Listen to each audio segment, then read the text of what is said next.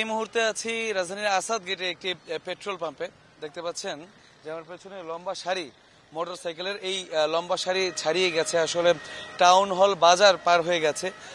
এবং যেটা বললেন যে সপ্তাহের প্রথম দিনে কেমন, সপ্তাহের প্রথম দিনে কিন্তু আসলে ভিড় তুলনামূলক অনেকটা বেশি। আমি একটু সামনের দিকে দেখাতে চাই যে আসলে আমরা যতটুকু খবর পেয়েছি যে এই পাম্পটার মধ্যে কিন্তু তেল, বেশিরভাগ তেলই শেষ হয়ে গেছে রাতের মধ্যে।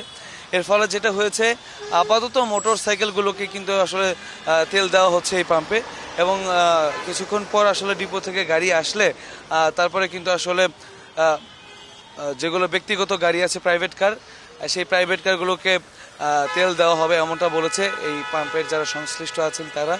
এবং মোটরসাইকেল আরোহী যারা আছেন তাদের সাথে আমরা কথা বলেছি, তারা অনেকেই বলেছেন যে আসলে 2-2.5 ঘন্টা 3 ঘন্টা যাবত অনেকে অপেক্ষা করছেন, এবং অপেক্ষা করার পর কিন্তু আসলে তেল এখনো পর্যন্ত পাচ্ছেন না। এর জন্য কিন্তু তারা কিন্তু অনেকেই ক্ষোভ ঝেড়েছেন। তারা বলেছেন আসলে দীর্ঘ লাইনে দাঁড়িয়ে কর্মঘণ্টার অনেক সময় আসলে চলে যাচ্ছে, এবং অনেকে কিন্তু আসলে সময় মতন অফিসে ঢুকতে পারছেন না।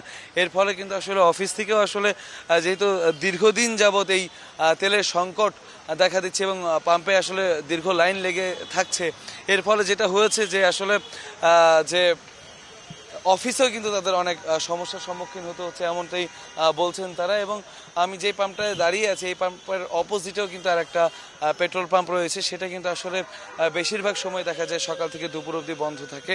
এবং শুধুমাত্র ওই পাম্প না, রাজধানীর অনেক অধিকাংশ পাম্পের চিত্র হচ্ছে পাম্পগুলো আসলে সকাল থেকে দুপুর অবধি বন্ধই থাকে।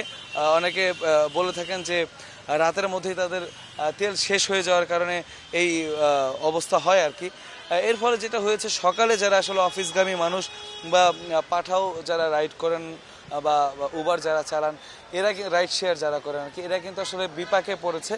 এর ফলে যেটা হয়েছে যে সকাল থেকেও যদি পাম্পগুলোতে আসলে তেল দেওয়া হতো, এবং 24 ঘন্টাই আসলে এমন একটা সিস্টেম করা হতো যে ডিপো থেকে আসার সেই সংকটটা থাকতো না, তাহলে কিন্তু আসলে সংকট কিছুটা কাটতো।